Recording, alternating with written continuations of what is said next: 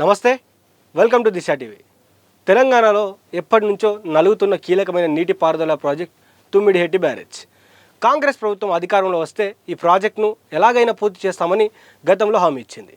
ఇప్పుడు ఆ దిశగానే అడుగులు వేస్తూ పెండింగ్లో ఉన్న తుమ్మిడిహెట్టి ప్రాజెక్టును మళ్ళీ పట్టాలెక్కించేందుకు తెలంగాణ సర్కారు ఒక సరికొత్త వ్యూహాన్ని సిద్ధం చేసింది.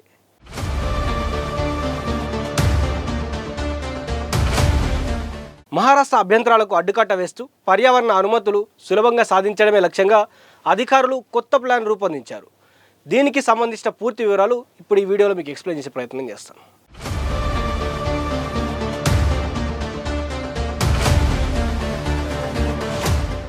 గతంలో ఈ బ్యారేజ్ నిర్మాణానికి మహారాష్ట్ర ప్రభుత్వ ప్రధాన అడ్డంకిగా మారింది. మొదట ఈ బ్యారేజ్ని 150 మీటర్ల ఎత్తులో నిర్మించాలని ప్రతిపాదించారు. అయితే అలా నిర్మిస్తే మహారాష్ట్ర పరిధిలోని దాదాపు 1500 ఎకరాల భూమి ముంపునకు గురవుతుందని అక్కడి ప్రభుత్వం తీవ్ర అభ్యంతరం వ్యక్తం చేసింది. అయితే గతంలో తెలంగాణ ప్రభుత్వం ముంపు బాధితులకు నష్టపరిహారం ఇస్తామని చెప్పినా మహారాష్ట్ర ఒప్పుకోలేదు. దీనివల్ల రెండు రాష్ట్రాల చర్చల తర్వాత బ్యారేజ్ ఎత్తును 148 మీటర్లకు తగ్గించారు. కానీ ఎత్తు తగ్గిస్తే నీటి నిల్వ సామర్థ్యం ఘోరంగా పడిపోతుంది. అనుకున్న లక్ష్యానికి నీరు అందదు. అందుకే గత ప్రభుత్వం ఈ ప్రాజెక్టును పక్కన పెట్టేసింది. అయితే ఇప్పుడు వచ్చినటువంటి మార్పులు ఏంటంటే, గోదావరి జలాలను పూర్తి స్థాయిలో వాడుకోవాలని భావిస్తున్న ప్రస్తుత ప్రభుత్వం ఈ ప్రాజెక్టును అత్యంత ప్రాధాన్యత ఇస్తుంది. మహారాష్ట్రతో ఎలాంటి గొడవలు లేకుండా ఉండేందుకు నీటిపారుదల శాఖ అధికారులు ఒక అద్భుతమైన కొత్త అలైన్మెంట్ను డిజైన్ చేశారు. పాత డిజైన్కు భిన్నంగా వైన్గంగా నదిపై నిర్మించే బ్యారేజ్ స్థానాన్ని కొంత వెనక్కి జరపాలని, లొకేషన్ మార్చాలని నిర్ణయించారు. దీనివల్ల రెండు బ్యారేజ్ల నిర్మాణం, వాటిని కలిపే నాన్ ఓవర్ ఫ్లో సెక్షన్లో ఒక కీలక మార్పులు రానున్నాయి. బ్యారేజ్ స్థానం వెనక్కి మారడం వల్ల బ్యాక్ వాటర్ ఏదైతే వెనక్కి తన్నే నీరు, దాని యొక్క ప్రభావం చాలా వరకు తగ్గిపోతుంది.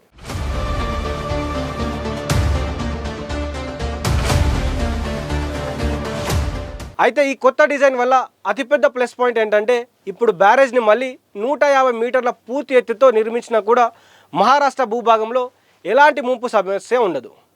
గతంలో మహారాష్ట్ర ప్రధానంగా ఆందోళన చెందిన అంశం చాప్రాల్ వన్యప్రాణి సంరక్షణ కేంద్రం, ఏదైతే చాప్రాల్ వైల్డ్ ఫేర్ శాంక్చురీ ఉందో, పాత ప్లాన్ ప్రకారం ఈ అరణ్యంలో అటవీ భూములు మునిగిపోయే ప్రమాదం ఉందని, కానీ తాజా అలైన్మెంట్ ప్రకారం ఈ చాప్రాల అరణ్యానికి కానీ అక్కడ ఉన్నటువంటి అటవీ భూములకు కానీ 1 ఇంచ్ కూడా నష్టం జరగదు. వైన్గంగా, వరద నదుల్లో నీటి నిల్వలు పెరిగినా అది కేవలం నది పరివాహక ప్రాంతాలకు పరిమితం అవుతుంది తప్ప శాశ్వత ముంపు ఉండదని అధికారులు స్పష్టం చేస్తూ ఉన్నారు. ప్రస్తుతం ఈ ప్రాజెక్ట్ ఏ స్టేజ్లో ఉంది? ప్రభుత్వం కేవలం కాగితాలకే పరిమితం కాకుండా ఈ కొత్త అలైన్మెంట్పై క్షేత్రస్థాయిలో ఒక సమగ్ర శాస్త్రీయ సర్వే చేయిస్తుంది. ప్రముఖ కన్సల్టెన్సీ సంస్థ అయితే ఆర్వి అసోసియేట్స్తో పాటు ఐఐటి నిపుణులు సంయుక్తంగా దీనిపై అధ్యయనం చేస్తూ ఉన్నారు. అసలు ఎంతవరకు నీరు వెనక్కి వస్తుంది, పర్యావరణంపై ఎట్లాంటి ప్రభావం ఉంటుంది అన్న విషయాలను కూడా క్షుణ్ణంగా పరిశీలిస్తున్నారు.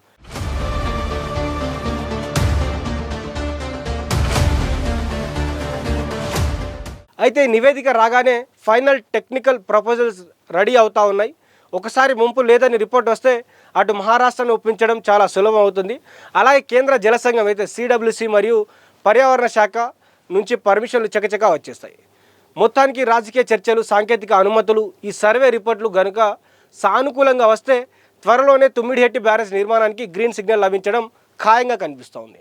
పాత వివాదాలను పక్కన పెట్టి పొరుగు రాష్ట్రానికి నష్టం జరగకుండా మన రాష్ట్రానికి నీళ్లు వచ్చేలా ప్రభుత్వం వేస్తున్న ఈ అడుగులను అందరూ అభినందించాల్సిందే. తెలంగాణ రైతులు మరియు గోదావరి బేసిన్ ప్రాంతాల ప్రజలకు ఇది ఒక పెద్ద వరం కానుంది.